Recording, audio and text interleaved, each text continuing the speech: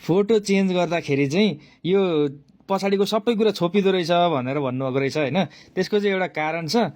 पहिला म तपाईँलाई देखाउँछु के गर्दाखेरि त्यो समस्या आउँछ, अनि त्यस पछाडि चाहिँ सजिलो तरिका पनि सिकाइदिन्छु है त। सो तपाईँहरू यहाँ नयाँ हुनुहुन्छ भने चाहिँ इट्स अनेपाली.com तपाईँले यहाँ गएर चाहिँ नेपाली डिजाइनको टेम्प्लेटहरू पाउन सक्नुहुन्छ है त। सो सबभन्दा सुरुमा तपाईँ अनेपाली.com मा जानुभयो भने यहाँ पुग्नुहुन्छ। यहाँ पुगेपछि तपाईँले डिजाइन इन स्न्यापमा थिच्नुहोस्। थिचिसकेपछि यहाँनिर डिजाइनको टेम्प्लेटहरू पाउनुहुन्छ। हामी अहिले एडिट गर्न गइरहेका छौँ यो वाला टेम्प्लेट है। सो यहाँनिर तपाईँले के गर्नु पर्यो त भन्दाखेरि फोटो चेन्ज गर्न खोज्नुभयो है।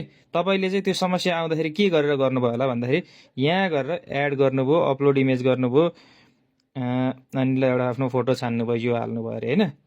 यो गरेर चाहिँ तपाईँले यसो गर्नुभयो भने चाहिँ यो छोप्यो होइन।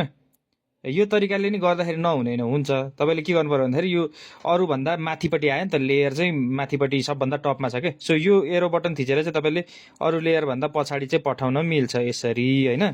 यसरी अब अलिकति जुम गरिदिउँ, यसलाई मिलाएर राखियो होइन।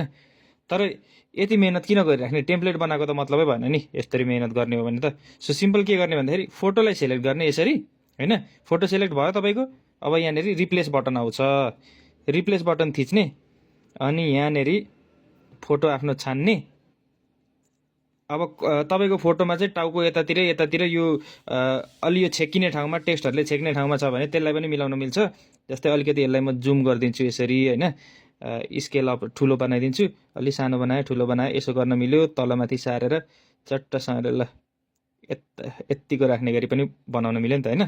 सो यो कुराहरू गर्न मिल्छ। तपाईँहरू यहाँ नयाँ हुनुहुन्छ भने अगेन इट्स अनेपाली.com है त। Okay by.